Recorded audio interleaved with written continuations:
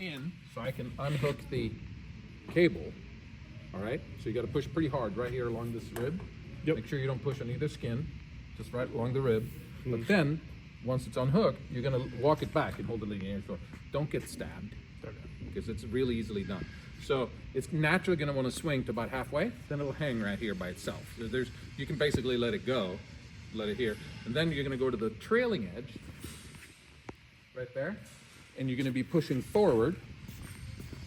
You're not lifting it up, you're just pushing straight forward on it. It's a little bit sharp. That's actually, if you got a rag, that'll make life easier. And then once it's all the way forward hard, I will crank this pin in, and it's done. So from here, I'm gonna push in here really hard. Yeah, just enough for me to unhook that cable.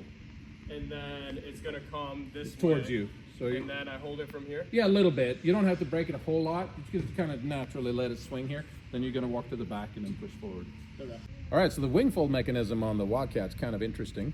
This is the pin that locks everything in place. Everything pivots around this massive hinge, which is set at a very interesting 45-degree angle, which gives the folding angle rearward, which provides for good room on the aircraft carrier. So what we're gonna do is we're gonna unlock this latch. The handle will drop, and we'll unturn the pin. And as you can see, the flag will present as soon as you have it just out of its notch. There's no way for this pin not to be in place and the flag not be invisible. It's a very clever device. So we're going to open it up all the way, right there, and we're going to walk to the back and have my trusty assistant release the tension on the safety cable. Go ahead, push it forward. There, we're unlatched, so you can walk it forward.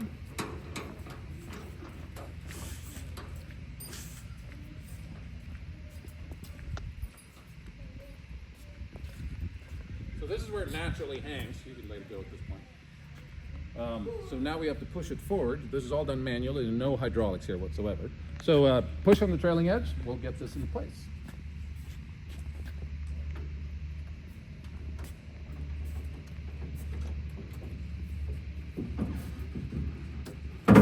Keep pushing forward. There we go.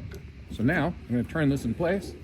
You see the flag disappear, safety, and latched. We have a complete fun-size airplane. FM-2 Wildcat. You got a little history that you can tell us about the plane, Tom? This one is painted in Ralph Elliott's colors, which was the most successful Wildcat pilot of the most successful Wildcat squadron in World War II. And this is an FM-2, which is the wilder Wildcat, the one with the larger engine built by the Eastern Aircraft Company under General Motors, not by Grumman, which was the F4F Wildcat. How do you like flying this compared to other fighters? I mean, you fly P-51s, B-17, T-6s, P-40s, goes on and on. Yeah, this is it's an aircraft in its own little category. It's a little bit slower, of course, but it turns on a dime. It's got a great power to weight, climbs really well, retains energy. It has no VNE, which is max speed of the airplane. It actually will not exceed any structural limitations if you put it in a full powered dive as steep as you can. You will reach terminal velocity before you reach the structural limitations of the airplane. So Grumman Ironworks, very, very impressive. We're clear, you can let it come back. Just carefully, there you go. All right, now you can let it come swing back as hard as you want. So now, you're gonna walk around here, push back, and all about a whole particular.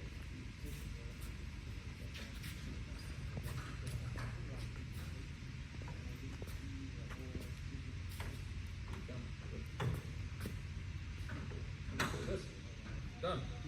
So being a carrier-based aircraft, of course, it's got a tail hook, and it's manual. You can only deploy it from the cockpit. You can't pick it back up in the cockpit. There's this lever over here. This is the safety. You flip it inboard, and then I just pull it straight back.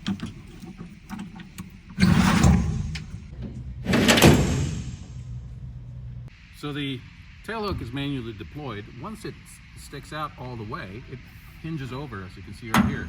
So it's impossible to pull it back in from the cockpit. So you would never deploy this thing unless you know for sure you're landing on a carrier deck. This is why you will never see a dirty pass in a Wildcat. So it has to be reset by the ground crew, which is simply just pushing it back in place.